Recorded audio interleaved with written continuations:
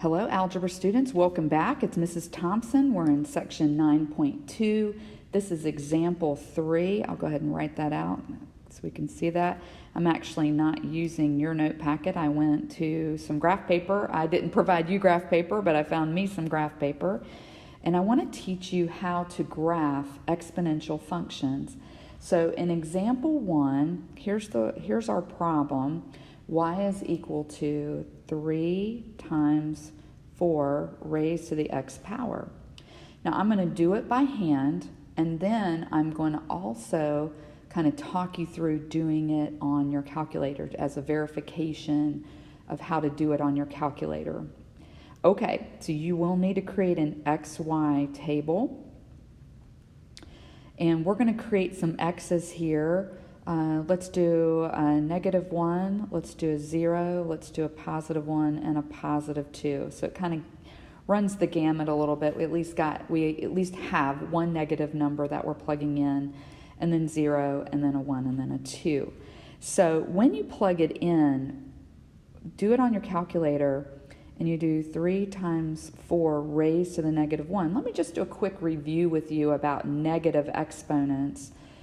Remember, if you have a negative exponent, that does not make your number negative. What it tells you is, ooh, this is a decimal. This is a small number.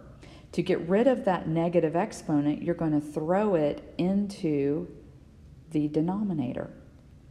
So now it becomes 3 times 1 over 4 to the first power, and we know 4 to the first power is 4. And 3 times 1/4 is 3/4, or 0.75. Okay, let me draw my little decimal here. It doesn't always like it. There we go. Okay, so you can write it either way. Whatever makes you happy makes me happy. All right, so the second time through, we're going to do 3 times 4 to the 0.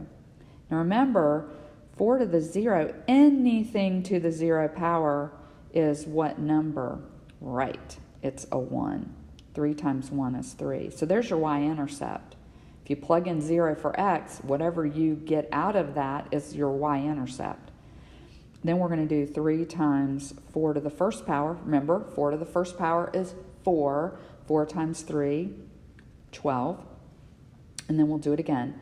3 times 4 to the 2. 4 squared is 16. 16 times 3 is 48.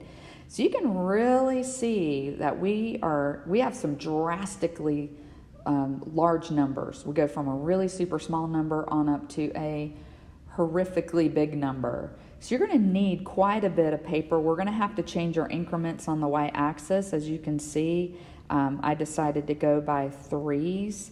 And so I'm just going to show a little bit of that pattern there on up to 48, which is the number that we require.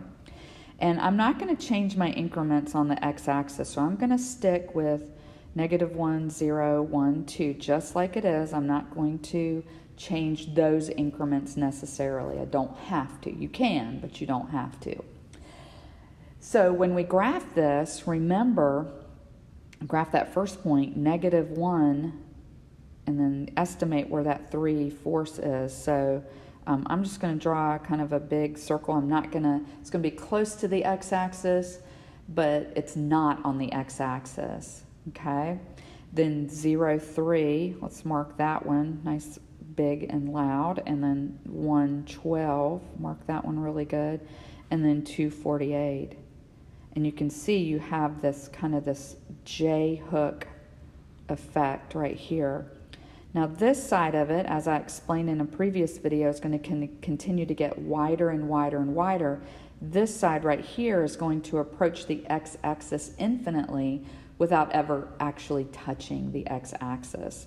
So it's that traditional J-hook look is what it looks like, okay? So when A is a number that's a positive number, you're going to be above the x-axis, and when you have a B that's really large like that, that's bigger than 1, then you're going to see that traditional J-hook look. Okay? Well, that's it. I want you to try the extra credit on your paper, example 3. Try B and C on graph paper, and then check in your calculator. and see if you can, if your picture looks like your calculator, okay? And when you plug it into your calculator, go to y equals, and then plug it in 3 times 4 raised to the x power, just like that, and it'll graph it for you when you hit graph, okay? Give it your best shot, see what you can do, and write down any questions you may have for me. Thanks for listening.